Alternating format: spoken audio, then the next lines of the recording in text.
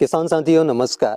दोस्तों, आप मेरे हाथ में गेहूं का एक पौधा देख पा रहे होंगे और इसमें बालियां निकल रही है, मतलब पूरी तरह बाली अभी इसमें नहीं निकली।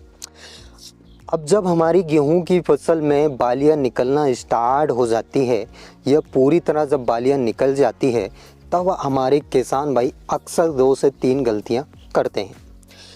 ये 2 से 3 गलतियां कौन कौन सी हैं उसके बारे में भी हम डिटेल में समझेंगे।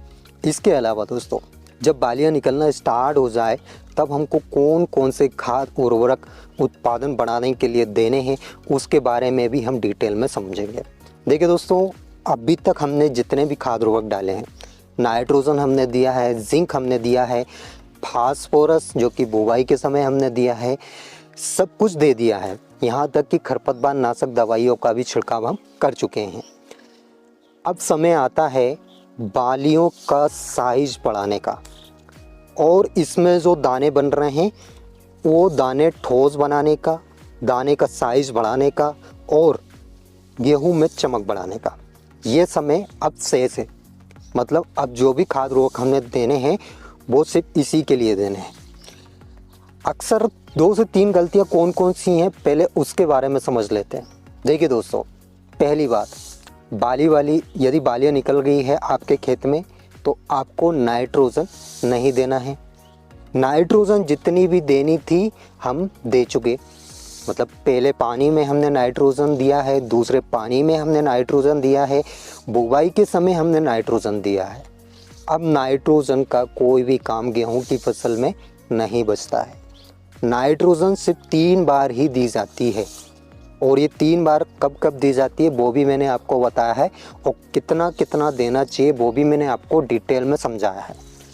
मतलब 3 बार में, मतलब आप 50 केजी यदि दे रहे हो तो 3 टुकड़ों में आपको देना है। 100 केजी यदि आप नाइट्रोजन दे रहे हो तो उसको भी 3 टुकड़ों में देना है। अब वो मिट्टी के हिसाब से आपको कैसे देना है उसके बारे में भी आपको डिटेल में समझा है। मतलब आपके यहाँ पे नमी जल्दी चली जाती है तो वहाँ पे जितना भी पानी आपके खेत में लग रहा है, जितनी बार भी लग रहा है, उतनी बार आप नाइट्रोजन का छिड़काव करोगे। मतलब नाइट्रोजन का काम अब ख़त्म। नाइट्रोजन अब हमको जो है नहीं देना है।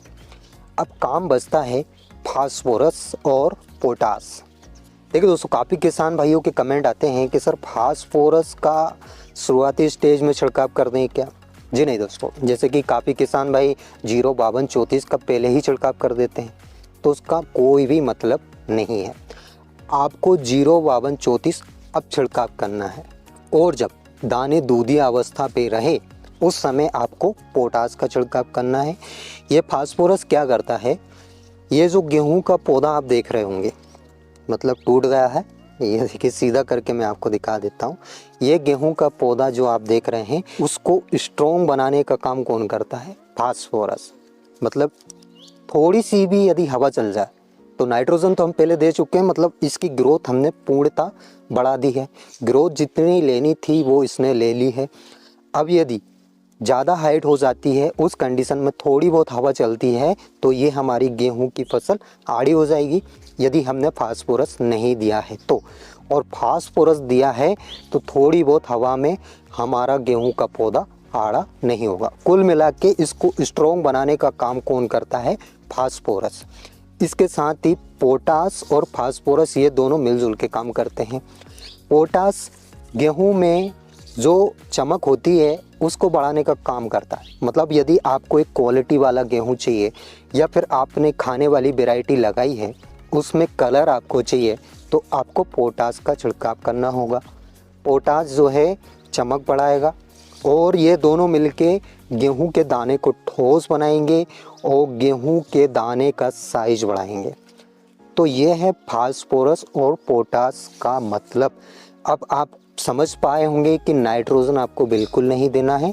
और एक और बात दोस्तों, अभी जो है सर्दियां ज़्यादा हो रही है और टेम्परेचर बहुत कम हो रहा है, तो यदि आपकी गेहूं की फसल बाली वाली अवस्था पे है, मतलब बालियां निकल रही है या फिर निकल चुकी है, आप यदि उसमें पानी चला रहे हो तो अच्छी बात है।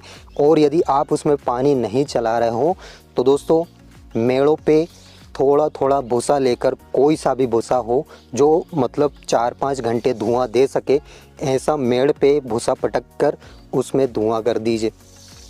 इससे क्या होगा, जो टेम्परेचर कम हो रहा है उसके कारण जो हमारे गेहूं में नुकसान होता है वो नहीं होगा। अगर सीधी सी भाषा में बोलूं तो कोहरा से बचाया जा सकता है, क्योंकि कोहरा अभी कुछ दिनों से 2-3 दिन से बहुत ज़्यादा हो रहा है। तो इस कंडीशन में या तो धुआं कर दीजिए या फिर अपनी गेहूं की फसल में पानी लगातार चलाते रहिए।